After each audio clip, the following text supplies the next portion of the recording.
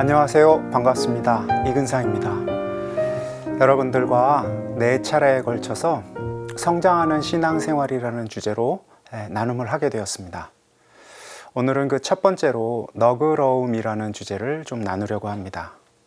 사실 맨 처음에 이 주제를 삼은 이유는요, 아마도 이 방송을 보시는 분들이 제가 추측하는 분들이 맞다면 성실하게 신앙생활을 해 나가시는 정말 교회에 참 귀한 어르신들이라고 생각했습니다.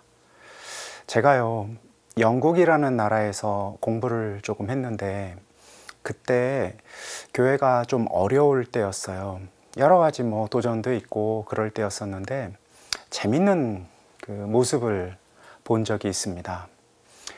이상하게요, 사람들이 교회에 데모를 하러 올 때는 바글바글 했어요. 성당이. 성공회에서는 그때 여성사제 문제도 있었고 여러 가지 것들이 있어서 여하튼 많은 사람들이 좋은 주제를 가지고 다양한 의견을 낼 땐 성당이 가득 찼었는데, 정작 그런 주제들을 다루는 시간들이 좀 지나고 나면 성당은 다시 텅 비어버렸습니다. 그리고 언제나와 같이 그 어르신들 몇몇 분들이 늘 계속해서 그 성당을 가득 채웠어요. 전 사실 좀 젊고 이럴 때야 당연히 많은 사람들이 좀 그러듯이 좀 진보적인 편이었거든요. 그래서 성당을 가득 채웠을 때 그 열기들, 그 다양한 목소리들을 이렇게 듣는 게 너무너무 좋았었어요. 그런데 말씀드렸다시피 사람들의 숫자가 갑자기 줄어들고 어떤 주제가 없을 때는 텅 비어버린 모습을 보면서 굉장히 쓸쓸하고 힘겨운 시간들을 좀 보냈습니다. 성당을 가득 채운 그 할머니, 할아버지들, 연세 드신 그 어르신들은 어떤 의미에서 자신의 목소리를 제가 잘 들을 수가 없었어요. 늘 비슷한 신앙, 그리고 좀 완고해 보이고 어떤 이런 목소리들이 저한테 있어서는 좀 거리어졌었거든요. 그런데 시간이 또 지나고 또 지나고 또 지나고 어른들의 말씀에 제가 조금씩 귀 기울이기 시작하면서 어떤 한 가지 중요한 깨달음을 얻게 되었습니다. 그것은 이곳을 지키는 많은 어르신들이 이렇게 우리 같은 사람들, 배웠다라고 하는 사람들, 이렇게 신학이 무엇이고 또 갈 길이 어디고를 가르치려고 하는 사람들에 대비해서 항상 자리를 지켰던 어르신들의 그 묵묵함이 교회를 단지 100년, 200년이 아니라 수천 년을 지켜온 그 힘이구나 하는 그런 그 생각이었습니다. 그래서 굉장히 존경하게 됐고 애틋하게 됐고 목소리를, 그 침묵의 목소리를 좀 들으려고 노력하는 시간들을 좀 갖게 되었습니다. 정확하게 오늘 제가 이 말씀을 드리는 이유는 제가 오늘 지금 이 특별한 그 자리에서 이 나눔을 하게 될 때 듣게 되시는 많은 어르신들이 어쩌면 제가 그 성당에서 배웠던 그 어른들이 아닐까 하는 생각이 좀 들었어요. 그래서 여기 평화방송에서 초대를 할 때 사실은 제가 뭘 특별히 나눌 내용도 없다 하고 이렇게 거절함이 마땅함에도 불구하고 그 어르신들 생각이 나서 그분들과 함께 대화하고 싶다라는 생각. 물론 이 자리가 이렇게 서로 주고받는 대화는 아니지만 제 나름의 목소리를 듣고 또 제 나름의 나눔을 좀 하고 싶다라는 생각이 들어서 이렇게 감히 오게 되었습니다. 너그러움. 전 사실요, 그 귀한, 그 착한, 정말 우리 교회를 계속해서 지켜왔던 그 어른들에게 딱 한 가지를 좀 얘기하고 싶었던 거예요. 그것은 너그러움, 좀 품어줌. 말할 것도 없이 교회를 지켜온 그 어른들은 너그러운 품으로 계속해서 교회를 지켜왔지만 이 변화하는 세상, 다른 목소리들이 난무하는 이런 세상 안에서 사실은 좀 이해할 수 없고 저건 좀 아니다 싶은 그런 다양한 주장들 안에서도 좀 너그럽게 듣고 기다려줄 수 있는 그런 마음의 여유가 있다면 얼마나 좋을까 하는 생각이 들어서 너그러움이라는 주제를 맨 처음으로 삼아야 되겠다 하고 생각을 했거든요. 그런데요, 이 주제를 준비하면서 마음을 울리며 저에게 다가온, 계속해서 반복하여 저에게 다가온 그 모습이 있었습니다. 제가 어르신들에게 조금 너그러워졌으면 좋겠어요 라는 말씀을 좀 나누려고 했는데 말할 것도 없이 주님의 목소리를 통해서죠.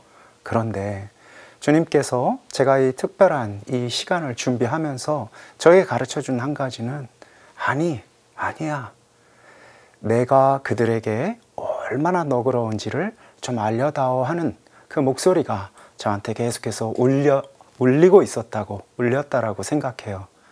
그래서 사실은요, 애초의 시작은 조금 너그러워지세요 라고 이런 말씀을 나누려고 했는데 주님께서 얼마나 우리에게 너그러우신지, 특별히 이 방송을 지금 듣고 있는 성실하게 교회를 지켜오고 교회와 함께 해온 많은 어르신들에게 주님께서 말할 수 없을 만큼 깊게 너그러우신 분이시다라는 사실을 좀 나누고 싶습니다.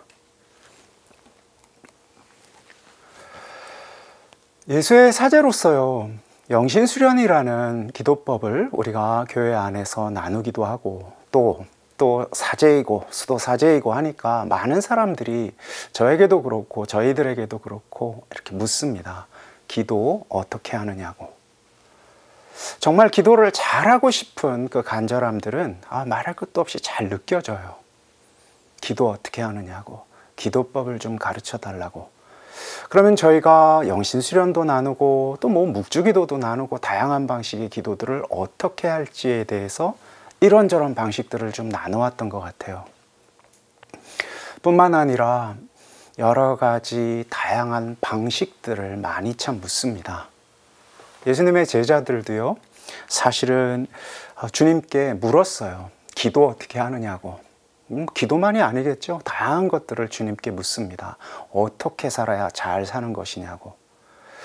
교회를 어떻게 오게 되셨습니까? 하고 묻게 되면 많은 분들이 평화를 얻기 위해서, 행복하기 위해서 오셨다라고 하는데, 그리고 곧 이어서 그런 방법을 교회가 가르쳐 줄 것처럼 그렇게 기대하고 오신 분들이 참 많아요. 아마 이 방송을 들으면서 성장하는 신앙생활이라는 주제를 딱 접하면 어떻게 하면 성장할 수 있을까? 어떻게 하면 신앙생활을 성장시킬 수 있을까? 하고 그 방법에 벌써 귀를 조금 쫑긋하실 수도 있을 겁니다. 그런데 제가 거의 확신할 수 있는 것은 너무나 많은 방법들이 있는데 실은 그 방법들을 통해서 우리가 원하는 바를 딱히 얻을 수 있을까요? 아마도 지금까지 참 많은 강의도 들으셨을 것이고 방법들에 관해서 여러 가지 것들을 들으셨을 텐데 그 방법들이 그 생각만큼 그렇게 만족스럽지는 않았을 것이라 이렇게 감히 제가 추측합니다.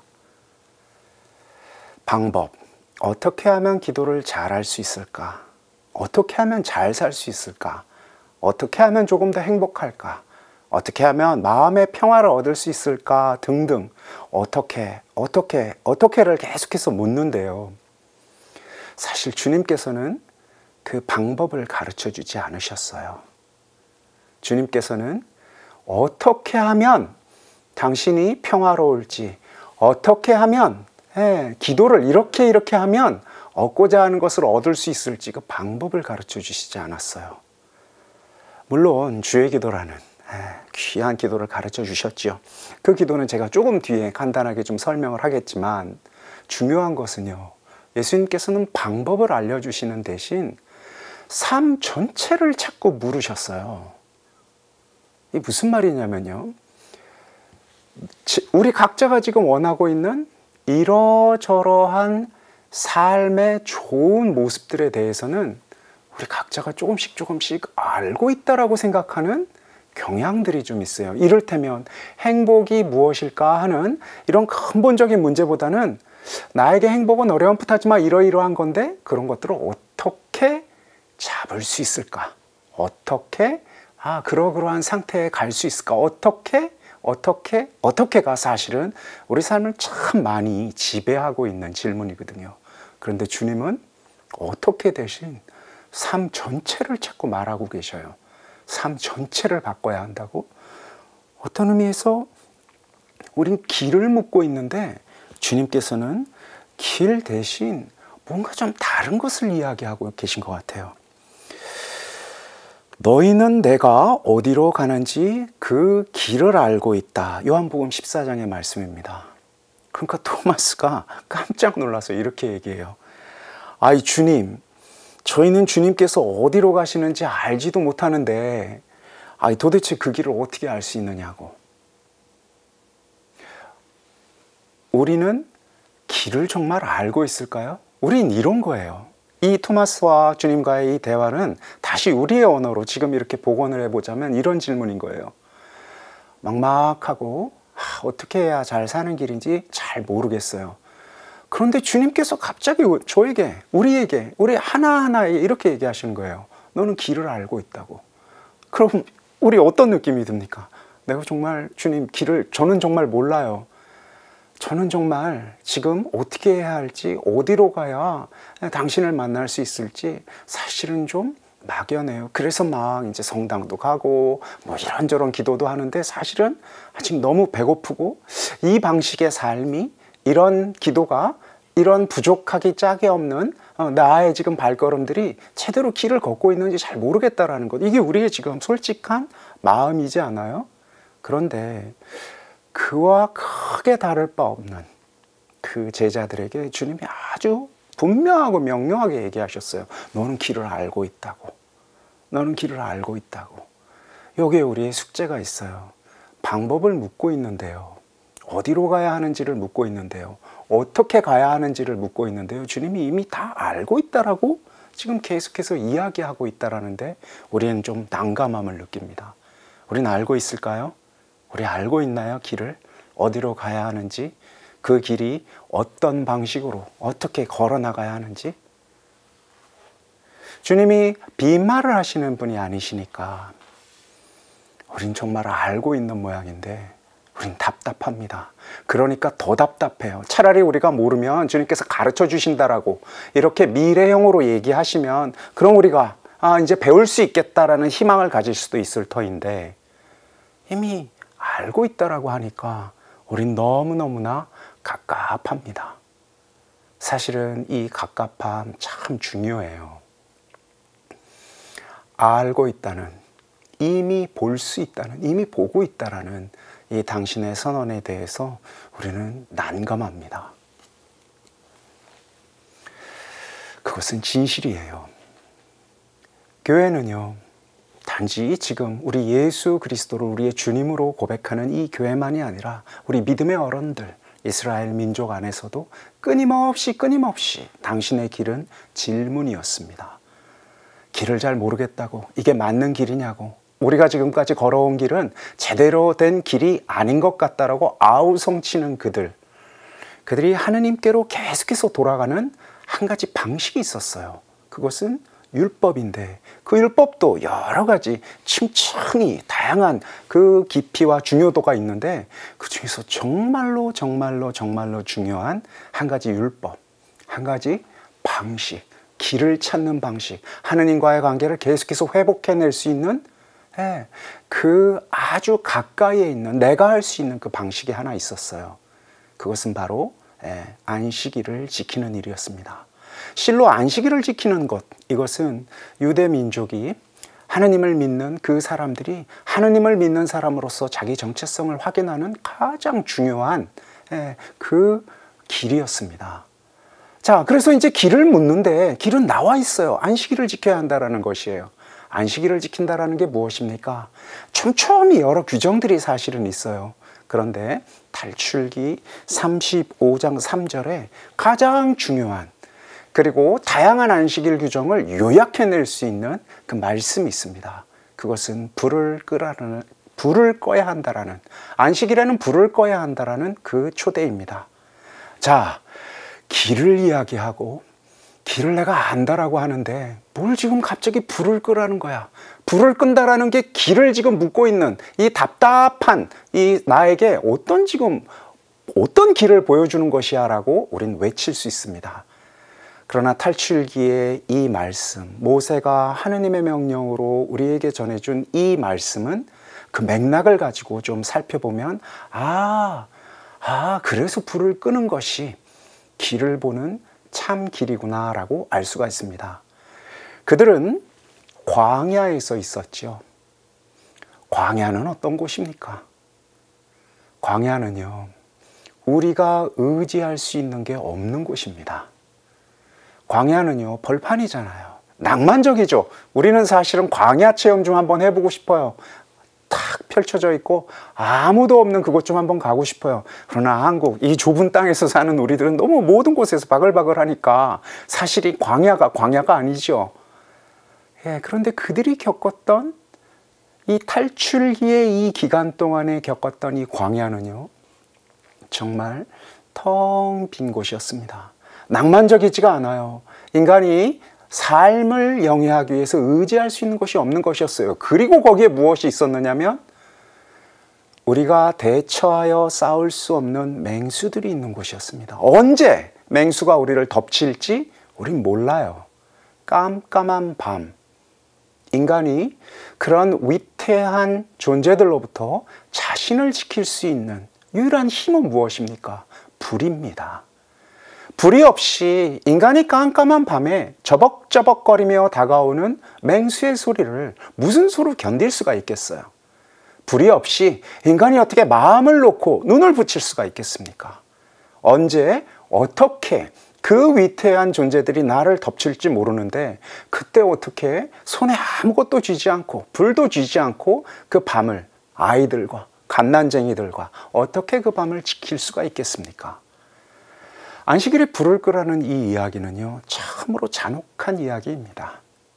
생각해 보세요. 우리를 사랑하시는 하느님이라면 안식일이든 뭐든 밤에 불을 주셔야죠. 그래야 살 수 있는 거 아니겠어요? 안식일에 불을 끄면 어떻게 되겠습니까? 안식일날 오늘날 우리가 안식일을 지키는 것도 마찬가지예요. 안식일날 우리 주일을 거룩하게 지켜야 하는 이날 우리는 일들을 좀 멈추고 마음을 차분히 하며 오로지 하느님께 기도하려고 이렇게 좀 차분한 가운데서 그날을 보내려고 합니다. 그리고 그것이 주일을 지키는 것이라고 생각을 해요. 그런데 사실 안식일을 지키는 그것은 이런 차분하고 평온한 마음에서 오로지 주님만을 아득하게 떠올리는 것과는 너무나 거리가 먼 얘기입니다. 안식일은요, 불을 꺼야 하기 때문에 불안과 공포, 두려움, 울부짖음이 난무하는 시간입니다. 내가 지금 믿고 의지해야 할 것들을 갑자기 놓았는데 그래서 이제 어떤 위태함이 나를 지금 덮칠지 모르는데 어떻게 평화롭게 주님을 찬미하며 이렇게 보낼 수가 있겠어요? 두려움과 불안, 공포, 그냥 자글자글 끓는 마음속 안에서 외치는 거예요. 울부짖는 거예요. 주님, 제가 지금 너무 위험합니다. 지금 죽게 생겼습니다. 와 같은 불안.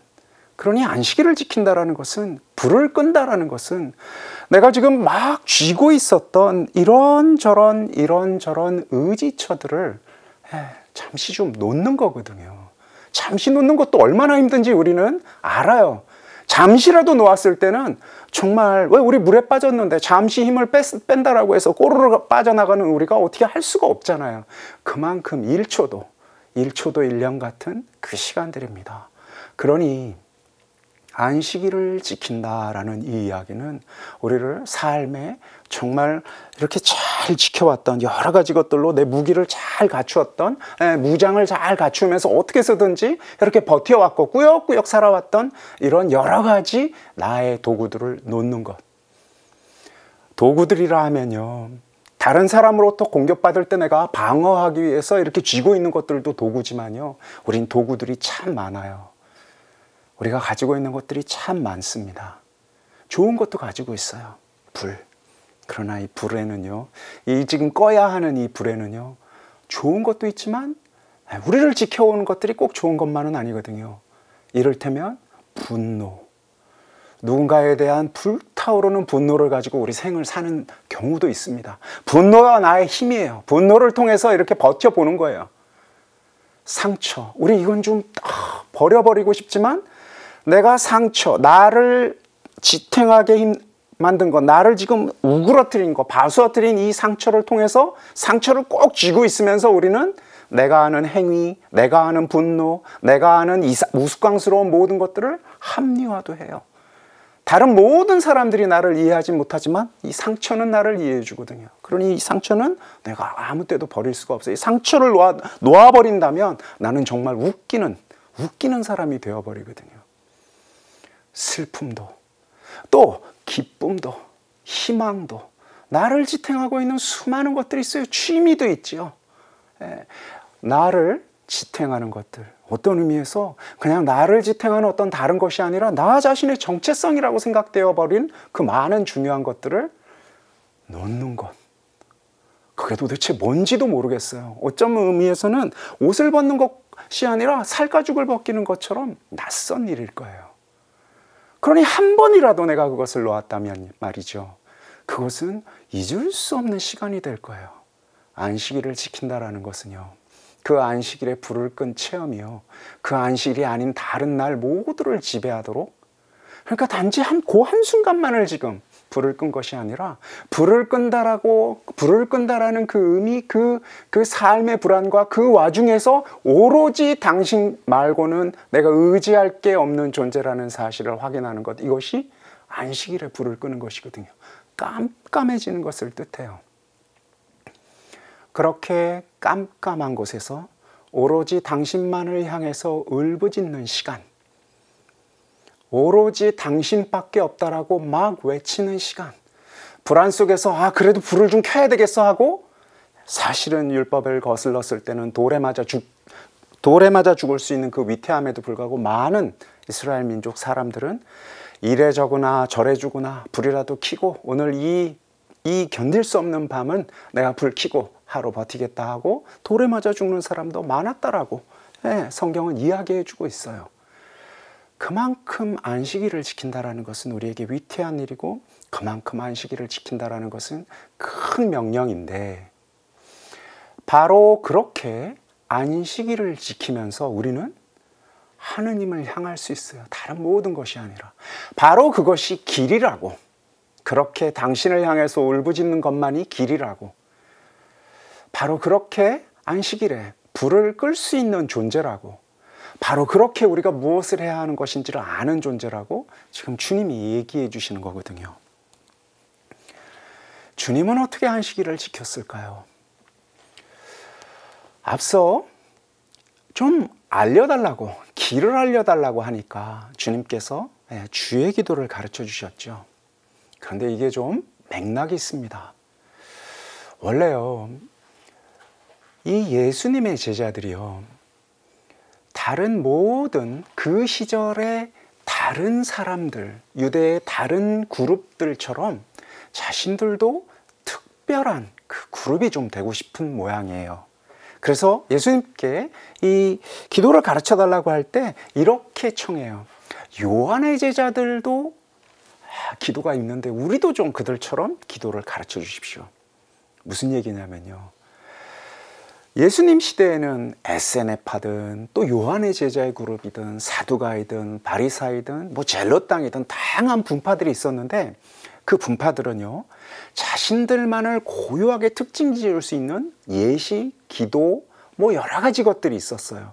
예수님의 제자들이요, 어느 날 이렇게 예수님과 함께 이렇게 지내면서 이제 우리도 좀 우리만의 정체성을 좀 확인하고 싶고, 그렇게 확인할 수 있는 참 어렵고 귀한 마술 같은 기도를 좀 가르쳐 달라고. 왜 우리 그런 거 있잖아요, 신비한 어떤 주문들을 외우면 그 주문의 힘에 의해서 뭔가가 일어나게 되는 이런 기도를 청했거든요.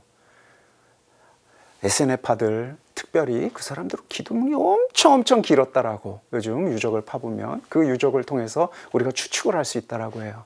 바리사이들도 긴 기도문으로 유명하죠.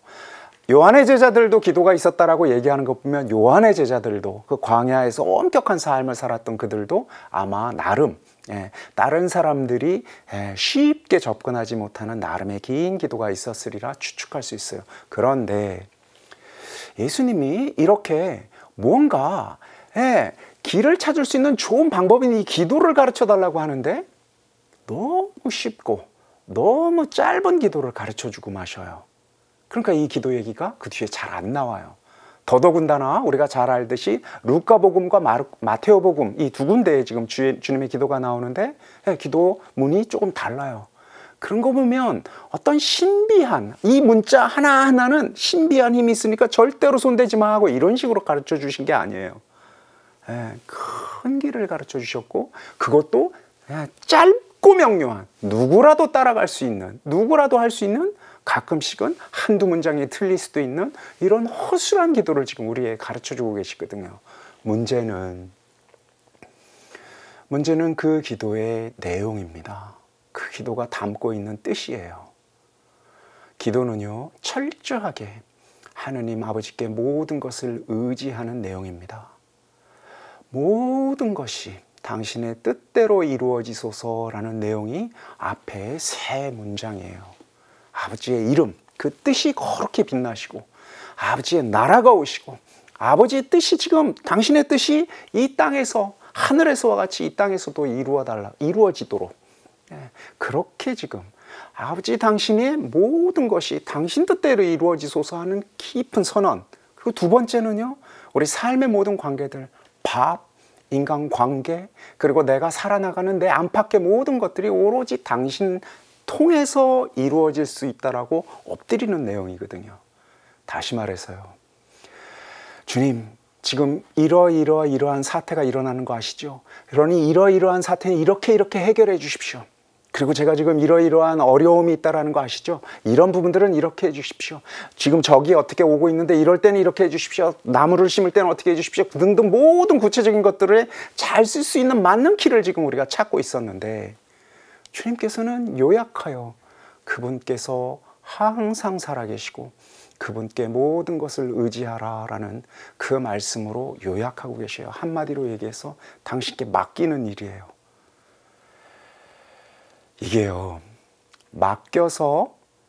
맡기기만 하면 모든 게 내 뜻대로 되면 누가 안 맡기겠어요? 누가? 예수님의 제자들이요, 이러저러한 문제가 있을 때 주의 기도를 암호처럼 딱 한 번 하면 그 이러저러한 문제가 확 해결이 되면 왜 안 했겠어요? 100번, 1000번이라도 하죠. 그리고 주의 기도는 아마 우리 심장에 정말 문신처럼 새겨져 있을 거예요. 그런데 주의 기도는요, 그런 주술, 암호들이 아니에요. 주의 기도는요, 내가 어떤 문제가 있을 때 주의 기도 100번 하고 1000번 하고 해서 그 문제를 해결하는 그런 암호와 같은 주술이 아닌 거예요. 주의 기도는 주의 기도 자체의 내용을 고스란히 담고 그 주의 기도의 마음을 당신께 봉헌하는 거예요. 다시 말해서 불을 끄는 거예요. 주님, 제가 지금 의지하고 있는 그 많은 것들이 있습니다. 주님, 제가 밥도 필요해요. 그리고 주님, 제가 용서도 제 마음대로 지금 할 수가 없는데 용서도 지금 필요한 존재입니다. 주님, 그리고 제가 끊임없이 유혹에 빠지고 또 악에도 빠질 수 있는데 당신께서만이 모든 것을 할 수 있습니다라고 당신께 의지하고 있는 것이거든요. 불을 끄는 거예요.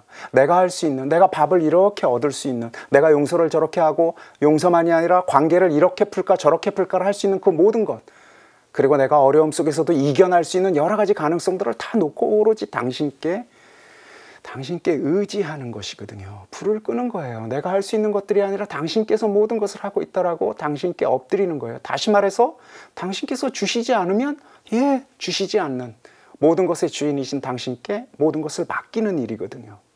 그러니 예수님께서 주의 기도를 통해서 우리와 함께 나누고자 하시는 것은 우리가 지금 지탱하고 의지하고 믿고 또 안달하고 있는 그 많은 것들을 오로지 당신께만 의지해야 한다라고, 같이 의지하자고, 그곳을 봐야 한다라고 이렇게 지금 초대하고 계시는 내용이에요. 그냥 뿌옇게 그냥 이렇게 막연한 초대만이 아니에요. 주의 기도는요, 주석까지 우리가 잘못 이해할까 봐 주석까지 거기 잘 달아 놓으셨어요. 마태복음에는요, 주의 기도를 이렇게 풀이하고 있습니다. 너희가 다른 사람들의 허물을 용서하면 하늘의 너희 아버지께서도 너희를 용서하실 것이다. 그러나 너희가 다른 사람을 용서하지 않으면 아버지께서도 너희의 허물을 용서하지 않으실 것이다. 마태복음에 장엄한 주의 기도가 나오고 바로 이어서 이 내용을, 주의 기도의 내용을 요약하고 있어요. 그 중에 가장 가시처럼 아픈 그 내용을 주의 기도가 특별히, 주의 기도 가시처럼 아픈 그 내용을 다시 요약하고 있어요.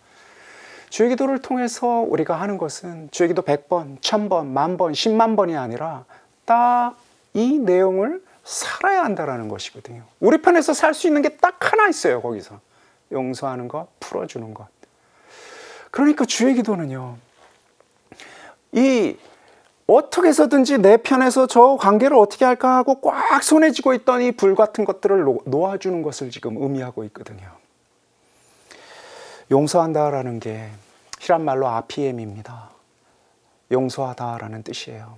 네가 저 친구를 용서해주면, 풀어주면 나도 너를 풀어주겠다, 이런 뜻이에요. 아피엠이가요, 용서하다라는 뜻으로만 쓰이는 게 아니라, 그래서 그물 같은 것들을 놓다, 그리고 무엇인가 내가 가지고 있는 것을 놓아주다라는 뜻에서 말에서도 똑같이 쓰입니다. 다시 말해서요, 주의 기도를 통해서 우리가 불을 끈다라는 것은 내가 꼭 쥐고 있었던, 이렇게 해야지 저렇게 해야지 하는 계획들, 이게 이런 거야, 나는 이것만은 절대로 놓을 수 없어 라고 생각하는, 이건 나의 정체성이야 라고 생각하는 그 모든 것들을 잠시 놓는 것이에요. 그것이 용서한다라는 것이거든요.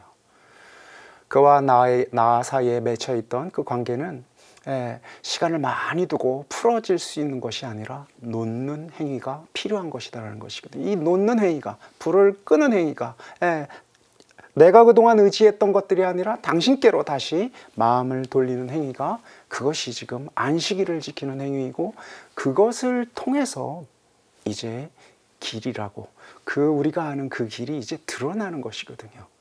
그러니까 뭔가 새로운 곳에서, 없는 곳에서 그 길을, 방법을 이렇게 찾는 것이 아니라, 우리가 가득히 채워져 있는, 우리를 가득 채우고 있는 이 헛빛들, 나를 가득 채우고 있는 그 무엇인가를 놓으면 이제 호련하게 당신의 빛이 우리 안에 떠오른다라는 내용입니다.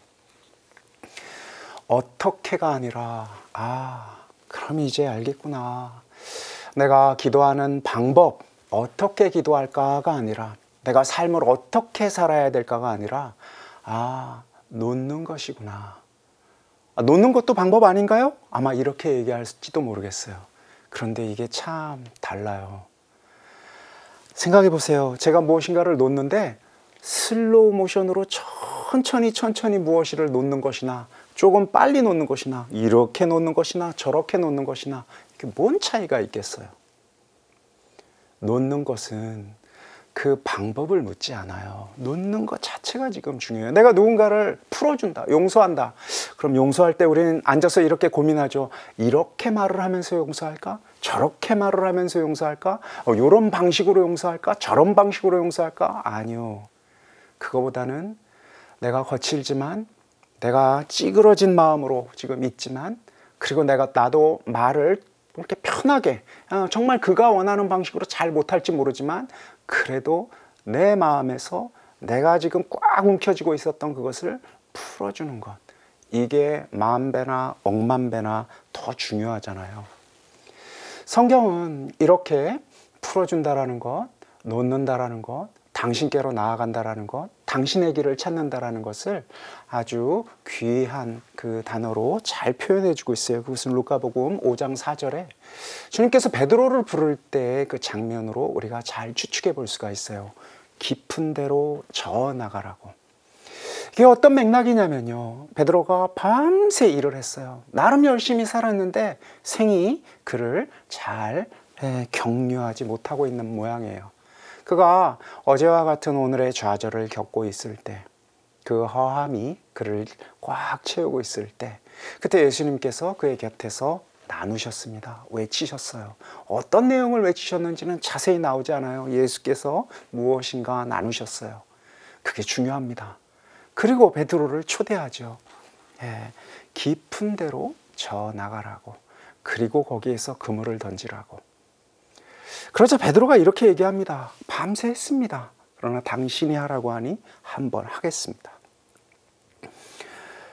깊은 데라는 것은요, 모르는 데를 뜻합니다. 모르는 데예요. 불을 끈다라는 것은요, 모르는 데로 나아간다라는 것을 뜻합니다. 모르는 데라는 것은 어떤 곳이냐면요, 이렇게 하면 이러이러한 일이 일어날 것이라고 추측하고 상상할 수 있고 준비할 수 있는 곳을 뜻해요. 그런데 깊은 데는요, 바닥이 보이지 않는 곳입니다. 무엇이 일어날지 모르는 곳입니다. 베드로가 초대받은 곳은 베드로만이 아니죠.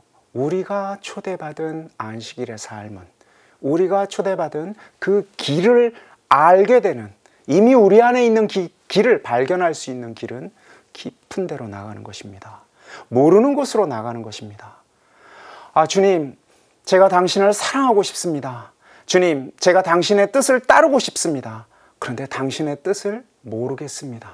뭐가 당신의 뜻입니까? 라고 우리 끊임없이 묻습니다. 그러나 이 물음에는 큰 거짓말이 있어요.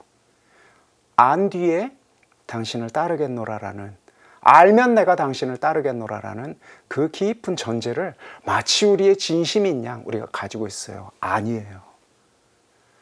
주님을 따르는 길은 뜻밖의 되어 알고 따르는 길이 아니라요, 예수 그리스도 때문에 모르는 길로 나서는 거예요. 모르는 길로 나선다는 게 뭐예요? 용서를 한다는 게 대표적이에요. 배은망덕한 사람을 용서하는 거거든요. 나에게 내가 용서를 해주면 저 사람이 어떻게 나에게 이제 회심을 할 것이다, 이런 가능성을 우리가 잘 모르는 때에서 풀어주는 거예요. 용서받을 자를 용서하는 것, 내가 이렇게 좀 풀어줘야 할 자를 풀어주는 것이 아니라 안 바뀌는 자를, 이렇게 풀어줘도 또 나쁜 짓을 할 그 자를 7번이 아니라 7번에 70번씩 다시 풀어주는 것이거든요. 남을 풀어준다라고 얘기하니까 벌써 목이 막히죠. 그러나요, 나 자신도 또 받아주고 풀어줘야 합니다. 내가 당신께 이렇게 좀 잘 살아보겠습니다 라고 마음의 결심을 했는데 며칠 지나지 않아서 또 넘어졌어요. 그리고 또 넘어졌어요. 어릴 때 우리는 새해가 되면, 또는 사순을 시작할 때면 결심도 하지요. 이렇게 좀 착하게 살아야 되겠다, 저렇게 살아야 되겠다. 그럼 며칠 뒤 지나서 우린 다시 그런 삶을 살지 못하는 우리 자신을 발견하고 놓습니다. 그리고 어느 정도 어른이 되어가면요, 이제 결심을 안 해요. 해도 안 되는 걸 우리가 너무나 잘 알거든요. 그래서 흘러가면서 이게 나다, 그리고 그건 이런 나를 있는 그대로 받아들여야 한다라고 이렇게 생각하면서 삽니다. 그러나요, 지금 깊은 데로 나아간다라는 것은요, 그렇게 내가 이렇게 결심을 하고 이러한 일이 일어날 것이다라는 이 기대에 따라서 또 다른 결심을 하는 것이 아니라, 넘어지고 또 넘어져도 다시 또 풀어주고 풀어주는 그 마음을 뜻해요. 깊은 데로 나아간다라는 것은 다른 이의 그 기품도 받아들이고, 멋있긴 하지만 이 기품이라는 건 변하지 않는, 도무지 이렇게 해서 나의 이 용서와 풀어줌이 어떤 결과를 맺을지 알 수 없는 그것으로 계속해서 나아가는 것을 뜻하는 것이거든요. 나도 나 자신을 계속해서 풀어주는 거예요. 몇 번 풀어주면, 몇 번 결심을 다시 하면, 몇 번 주님의 용서 안에 있으면 내가 좀 나아질까 하고 그 나의 바닥을 좀 볼 수 있으면 좋으련만, 깊은 곳으로 나아가는 그 마음은 그 바닥을 볼 수가 없어요. 그래서 또 엉망이 되고 또 엉망이 되고 또 어둠이 가득히 깔리는 그곳으로 다시 또 나아가는 거예요. 또 나아가고 또 나아가고. 불을 끈다라는 것은 어렴풋한 불들을, 그래도 이 정도의 불은 있어야지 싶은 것들을 또 끄고 또 끄고 또 끄고 하는 것이거든요. 루카복음 5장 11절에는요, 이런 체험 안에서 베드로가 결심을 합니다. 깊은 데로 저 나가서 그가 깜짝 놀랄 만큼의 그 물고기를 거두어요. 그물이 찢어질 정도였다고 합니다. 그의 삶을 지탱해왔던 그 그물이 이제 찢어질 정도로 갑작스러운 그 깊은 선물을 딱 받고 나서 만세! 주님, 이제 앞으로 그 깊은 물을 제가 기억해 두겠습니다. 이제 앞으로 가가지고 거기다만 그물을 칠게요. 이런 게 아니었습니다. 잘 아시다시피 갑작스러운 사랑 앞에서 그는 갑자기 물러섭니다. 주님, 저는 죄인입니다. 제게서 떠나주십시오.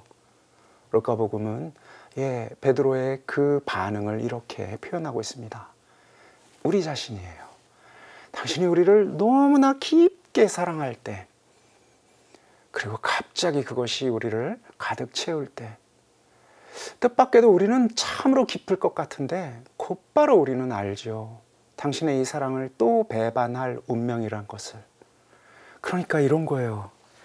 깊은 데로 나아가서 당신 뜻대로 내가 한번 이렇게 누군가를 풀어주고 했더니 정말 알 수 없는 너무나 깊은 사랑을 내가 확 느낀 거예요. 그리고 나서 엄습하죠. 아, 이렇게 참 귀한 일인데 내가 이런 용서를, 내가 이런 풀어줌을 다시 또 할 것 같진 않아요. 당신과 이런 식의 관계들을 맺는다라는 게 자신이 없어요. 그래서 이 귀하고 거룩하신 분에게 솔직하게 이렇게 고백하죠.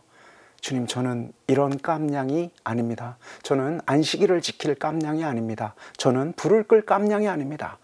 어쩌다 한번 이렇게 해봤는데 아니에요 라고 이야기합니다. 주님께서 아랑곳하지 않고 그를 부르셔요. 그러자 그가 대책 없는 길을 떠납니다.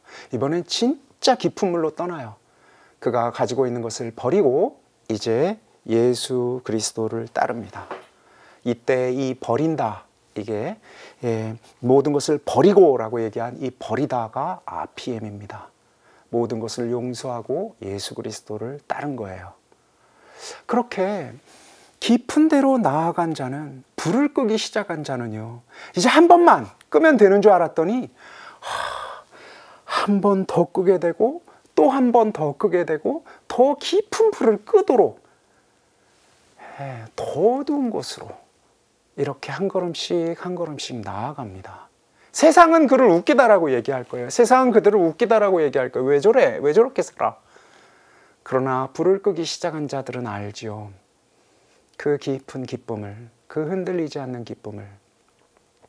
그래서 성경은 가진 자는 더 가지고 못 가진 자는 가진 것마저도 잃게 될 것이라고 얘기했습니다.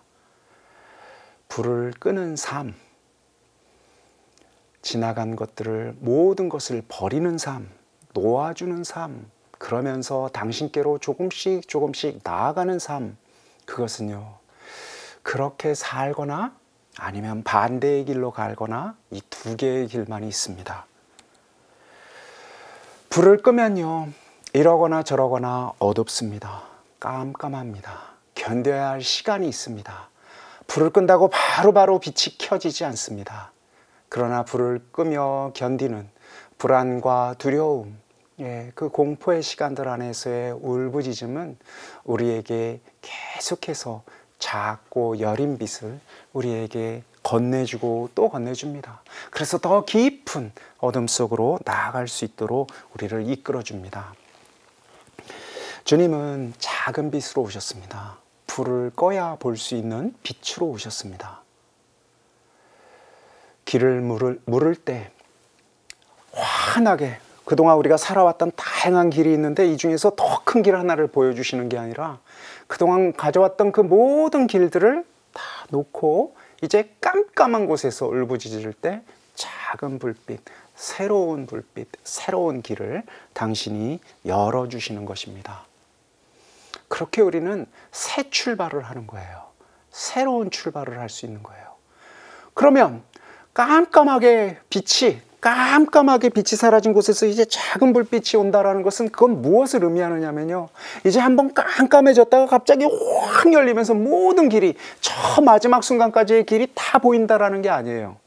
작은 불빛이라는 것은, 아주 작은 불빛은 오늘의 한 걸음, 일용할 양식만을 우리에게 제시하고 있어요. 그러니 오늘의 한 걸음을 제시하고 있다는 것은 무엇이냐면, 크고 멋있는 다양한 사랑으로 지금 우리가 초대된 게 아니에요. 우리 곁에 있는, 지금 내 앞에 있는, 내 목전에 있는 그 사랑으로 우리가 지금 초대되었어요. 크고 어마어마한 사랑이 아니라 내 앞에 있는, 결단해야 하는, 작다면 작고 크다면 큰 바로 내 손 앞에 있는 사랑으로 지금 우리가 초대되었다라는 거예요. 그 불빛으로 우리가 지금 초대되었다라는 거예요. 깜깜해진 이곳 안에서 내가 지금 사랑해야 할 그가 아주 곁에서 가까이 있어요. 그래서 이제 우리는, 너는 나의 길을, 내가 가야 할 곳을, 내가 무엇을 하는지 나를 알고 있다라는 주님의 말씀이 이제 조금 더 분명해져요. 우리는 우리가 해야 할 사랑을 알고 있습니다. 우리는 지금 이 순간 우리가 사랑해야 할 그 내용을 알고 있습니다. 방법은 억만 가지예요. 그리고 사실은 방법은 굉장히 단순합니다. 그러나 중요한 것은 알고 있어요. 무엇을 알고 있느냐고요? 지금 나와가지고 그동안 내가 계속해서 마주치고 있는 그에게 미소 지어야 한다는 것을 알고 있습니다. 내가 그동안 계속해서 살고 있는 내 옆에 있는 바로 그에게 어제와는 다른 표정과 어제와는 다른 말을 해야 한다는 것을 알고 있습니다. 내가 꼭 움켜쥐고 있었던 그것을 놓아줘야 한다는 건 알고 있습니다. 내가 아는 것, 내 곁에 있는 것, 내 발 앞에 있는 것, 바로 그것만을 작은 불빛은 비출 수가 있거든요. 길은 우리 앞에 있고 명료하고 너무나 잘 안다는데 우리의 고뇌가 있습니다. 차라리 몰라야 내가 미룰 수가 있는데 알면 이거 난감한 일이거든요. 우린 끊임없이 무엇을 용서해야 하는지 어떻게 용서해야 하는지 모르겠다라고 얘기하지만 이제 조금씩 우리의 헛빛들을 다 끄고 나면 명료해져요. 우리 상에서 우리가 지금 초대받은 일들은 그런 모르는 일들이 아니에요. 아는 일들이거든요. 작은 일들이거든요. 작은 불빛 안에 비춰지는 일들이거든요. 바로 그것을 지금 이 순간 내가 할 수 있는 것들이거든요. 여기에 우리의 어려움이 있습니다. 그러면서 동시에 이것은 우리의 큰 선물입니다. 왜냐하면 할 수 있으니까요. 왜냐하면 이제 한 걸음을 내디딜 수가 있으니까요. 이제 보이니까요. 헛빛들이 꺼지고 깜깜한 곳에서 작은 불빛 하나가 우리를 이끌게 될 것입니다. 작은 불빛을 걷는 자, 거기에 주님께서 주님의 그 불빛을 보는 자가 이제 한 가지 큰 선물을 받습니다. 그것은 뉘우침입니다. 그동안은 내가 막 견주어요. 주님, 저 죄스럽죠. 저 죄인입니다. 저도 알아요. 그러나 우리 이상하게 내가 얼마나 죄스러운지 뉘우쳐지지가 않거든요. 뉘우쳐지지가 않아요. 애써 쥐어짜야 돼요. 내가 부족한 죄인이라는 것. 그래서 뉘우침의 마음을 애써 짜야 되는데 잘 안 짜집니다. 그런데 불이 꺼지고요. 우리가 작은 사랑을 하나 하기 시작할 때부터 큰 선물로 다가오는 것이 있습니다. 그것은 이제 내가 이 작은 사랑들을 끊임없이 외면하면서 살아온 어떤 의미에서 깜깜한 곳에서 우리는 알게 돼요. 한 번도 사랑해 본 적이 없다라는 사실까지도. 그렇게 우리가 사랑으로부터 끊임없이 참으로 먼 곳에 있었다라는 사실을 깨달을 때 그럼에도 불구하고 당신의 빛이 꺼지지 않은 채로 이렇게 끝없이 외면하는 나에게 함께 해왔다라는 사실에 우리는 눈물을 흘리게 됩니다. 작은 빛을 마주할 때 이제 내가 얼마나 악하였는지, 얼마나 당신으로부터 멀었는지 이제 감지하게 됩니다. 그러니 믿는 자들의 통에는요, 그리스도의 빛, 그리스도의 용서, 그리스도가 끊임없이 우리를 희망하고 있고 기다려주고 있고 그 빛으로 우리의 앞길을 비춰주고 있고 앞으로도 내가 비록 그 빛의 길을 걷지 않는다 하더라도 앞으로도 절대로 꺼뜨리지 않으며 나와 함께하고 계신다라는 그 사랑의 체험, 그것이 우리 통회의 전제입니다. 그러니까 우리는 어떤 의미에서는요, 이미 죄를 짓기 전에서부터도 다 용서받고 출발하는 사람들이에요. 다 용서받고 그 크게 용서받았다라는 그 마음 안에서 우리는 뉘우칠 수가 있어요. 꼬맹이들이요, 자신이 거짓말을 했다라는 것을 엄마가 모른다라고 생각할 때 끝까지 좀 버텨볼 수가 있습니다. 그런데 어느 날 꼬맹이가 엄마가 내가 그에게 거짓말했다라는 모든 사실을 알고 있었는데 그럼에도 불구하고 엄마가 나에게 마치 내가 거짓말하지 않은 어린애인 것처럼 대해왔다라는 그 사실 앞에서 이제 아이는 엄마에게 미안한 마음을 갖기 시작합니다. 용서를 받았다라는 사실이 그로 하여금 용서를 청할 수 있게 만들거든요. 믿는 자들의 통회는 용서를 받았다라는 믿음입니다. 용서를 받았습니다. 그렇게 그 작은 불빛이 우리를 아무 일도 아니라고 다독이면서 우리를 격려하면서 우리와 함께 있습니다. 그러니 우리가 깊게 용서받아야겠습니다. 깊게 용서받은 자가 이제 깊게 용서할 수 있는 그 마음의 움직임을 마주하게 될 것입니다. 영광이 성부와 성자와 성령께 처음과 같이 이제와 항상 영원히 아멘. 성부와 성자와 성령의 이름으로 아멘.